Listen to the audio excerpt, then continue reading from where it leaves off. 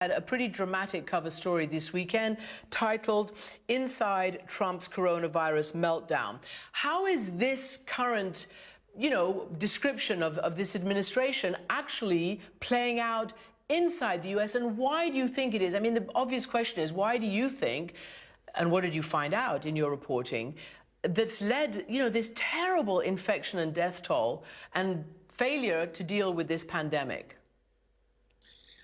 Well, I came across a lot of people in and outside of the administration or around the administration who referred to the coronavirus, likened it to the 9/11 attacks.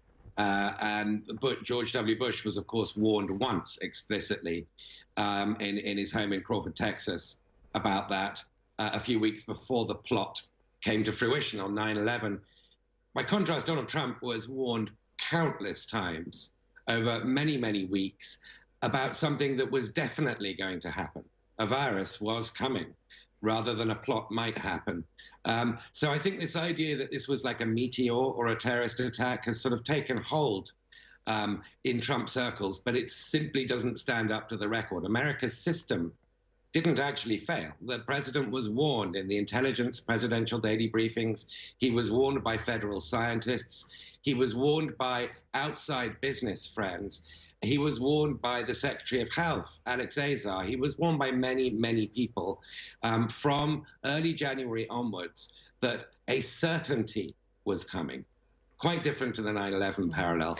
And so he failed to take action on that. And that's an extraordinary thing. The world's not used to America, A, not being able to look after itself, but B, not looking after everybody else, because America generally leads the global response to any natural disaster. And in this instance, it's kind of the reverse. It's America not being able to help itself. We're going to play a soundbite from President Trump because, Ed, you spend a lot of time, and you open the article talking about how President Trump made that first visit to the CDC in early March and what he said about vaccines and rather testing and the lot, and how it hasn't panned out. Let's just play this. I think, importantly, anybody right now and yesterday, anybody that needs a test gets a test. They're there. They have the tests, and the tests are beautiful. Anybody that needs a test gets a test. Well, Ed and Susan, clearly that's not true. It hasn't happened. It wasn't true then, and it's not true now. And that's one of the big, big issues, that not having the test failed to allow scientists and politicians to actually evaluate the spread across the U.S. But what I want to ask you is because, I have been a foreign correspondent. I've worked in dictatorships and authoritarian regimes, and the characteristic is that everybody around the leader is too afraid to contradict the leader or stand up to the leader. So, Ed, tests haven't happened. You've got the the issue when President Trump said, let's, maybe take disinfectant. You've got, all of these businesses about the malaria drug and all the rest of it.